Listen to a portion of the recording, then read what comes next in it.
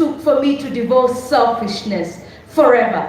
I will never forget the stories you whispered in my ear while laying down on your couch in Komarok. One particular story stands out when you decided that you would join the resistance against the colonialists.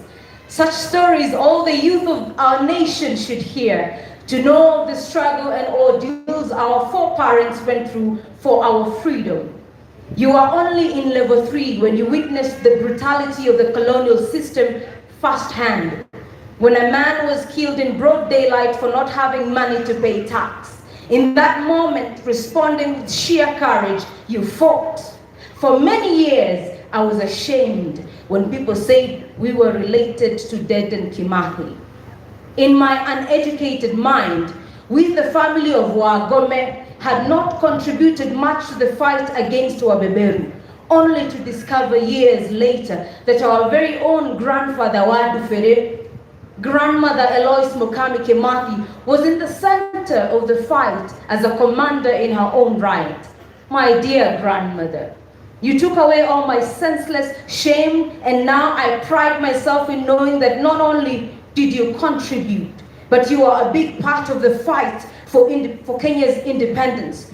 You knew right from wrong, and you did not idle and watch as the colonizers abused and killed our men, women, and children. You fought, Grandma, you fought. As a teenager, you fought. As a mother, you fought. As a grandmother, you fought to educate by telling us the truth. As a child, God spoke to you through a dream, and you had seen the coming of the white man before they had stepped foot in Nyeri. Not to mention, you lived in a time when women rarely stood around the table where decisions were made, and yet you not only stood, but you contributed. The burdens you bore have been unimaginable. You carried them without preparation, and that is how I know you walked with God as He carried through the tough times. Then He carries you even now to a better place. You admitted your faults, and often you admitted your faults often, and I admired that about you deeply. You are wise and visionary.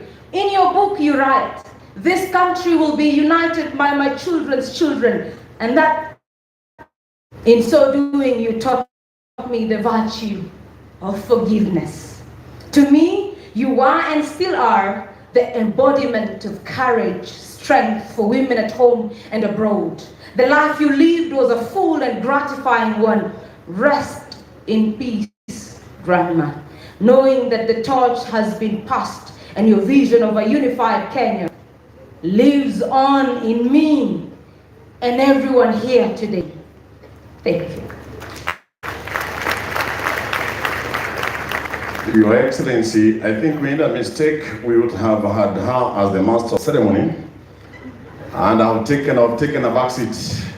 That's my daughter, but kama vile nimesema, if you think I also don't have history, test me, and I'll tell you that His Excellency in 1986, with the team of Kapsabet in Kitale, you did wonders with that volleyball team. I was on the other side, and your team did very well. You are a center player, I was a left player, and the remaining bit is history. You are deputy president when you are at the university in 1986. You are the center of the Nairobi University team, the volleyball team, and you played with Rusweti. Your Excellency, you played with Kirunda, you played with Saitoti. The rest is history. I was just trying to tell her I also have my own history. And without further ado, allow me to invite Madam Evrine.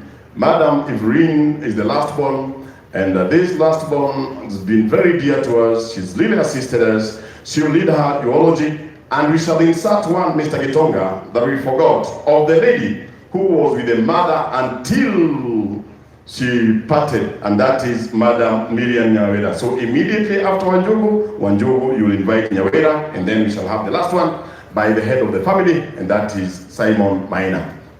Thank you. Give her a big hand as she comes.